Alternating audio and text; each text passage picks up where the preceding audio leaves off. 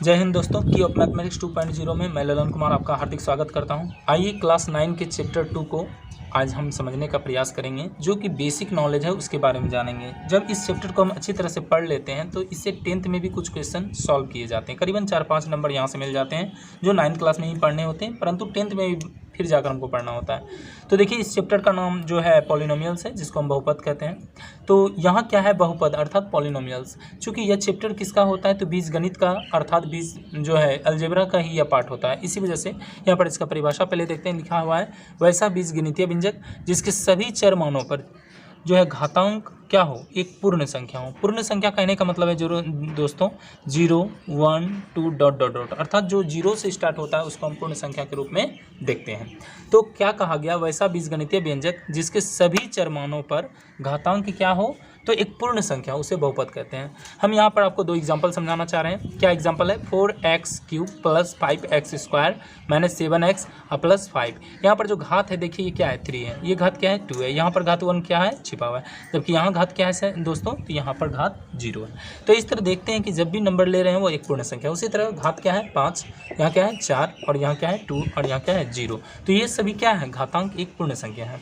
क्या होता है आगे देखिए, तो बहुपद का घात अर्थात डिग्री ऑफ पॉलिनोमियल्स। तो कहा गया किसी बहुपद के सभी चर मानों में से घातांक के सबसे अधिकतम अंक को उस बहुपद का घात कहते हैं। जैसे इसमें क्या है, एक बहुपद है और यहाँ पर हाईएस्ट जो पावर है हमारा वो क्या है, तो 5 है। तो इसलिए इस बहुपद का जो है घात जो होगा वो क्या होगा दोस्तों, तो 5 हो जाएगा। उसी तरह यहाँ देखिए 3x7 फिर प्लस 3x5 - 2x² + 5 है। इसका हाईएस्ट वैल्यू कितना है पावर, तो वह 7 है। इसलिए घातांक क्या हो गया दोस्तों, तो 7 हो गया। आइए अब जानते हैं इसके टाइप्स को। तो पदों की संख्या के आधार पर बहुपद कितने प्रकार के होते हैं वो जानेंगे। मूलतः हम सब 3 ही प्रकार के देखते हैं, लेकिन इससे ज़्यादा भी होता है। तो पहला क्या है, लिखता है एक पदी, जिसको मोनोमियल पॉलिनोमियल्स कहते हैं। क्या होता है एक पदी, अर्थात जिसमें एक ही पद हो, एक से अधिक पद नहीं हो, अर्थात जिस बहुपद में से एक पद हो उसे एक बहुपद कहते हैं। एग्जाम्पल के रूप में देखिए, जैसे एक पद है, क्या है 7x⁵। उसी तरह x² एक पद, -9x7। उसी तरह देखिए इस तरह जितने भी होंगे तो सिर्फ एक ही पद होगा, उसके एक पद ही कहेंगे। उसी तरह देखिए द्विपदी अर्थात बाइनोमियल्स पॉलिनोमियल्स। तो क्या कहा गया, जिस बहुपद में 2 पद हो, कितना 2 पद, उसे द्विपदी बहुपद कहते हैं। जैसे देखिए यहाँ पर 7x² + 5x, अर्थात ये एक टर्म और एक टर्म ये, और प्लस से जुड़कर 2 टर्म बना देते हैं। उसी तरह 3x + 4x², ये देखिए ये एक टर्म है, ये एक टर्म, दोनों मिलकर क्या बना दिया, 2 पद। तो इसको कहते हैं क्या, द्विपदी बाइनोमियल्स। उसी तरह देखिए त्रिघाती बहुपद अर्थात ट्राइनोमियल या क्यूबिक पॉलिनोमियल्स भी इसको कहते हैं। तो बोलता है जिस बहुपद में 3 पद हो, कितने 3 पद, उसे त्रिघाती बहुपद कहते हैं। जैसे देखिए 1, 2, 3, इसमें 3 पद है इसलिए त्रिघाती है। उसी तरह 1, 2, 3, यह 3 पद वाला है इसलिए इसको त्रिघाती कहते हैं। अब हम देख लेते हैं वहाँ पदों के आधार पर था या घातांक के आधार पर बहुपद के कितने टाइप्स होते हैं। तो पहला हो जाता है रैखिक बहुपद, जिसको लीनियर पॉलिनोमियल्स कहते हैं, अर्थात जिसका घात, वैसा बहुपद जिसका घात क्या हो, 1 हो, अर्थात घात 1 वाले बहुपद को रैखिक बहुपद कहते हैं। जैसे देखिए इसका घात क्या है 1, इसका घात क्या है 1, इसका घात क्या है 1। तो ये सभी क्या कहलाएंगे, रैखिक बहुपद। उसी तरह द्विघाती बहुपद क्वाड्रेटिक पॉलिनोमियल्स होता है, जिसका घात क्या हो, 2 हो, अर्थात वैसा बहुपद जिसके घात 2 हो उसको कहते हैं द्विघात बहुपद। तो घात 2 वाले बहुपद को क्या कहते हैं, द्विघात बहुपद। जैसे इसका पावर देख लीजिए कितना है, 2 है, ठीक है।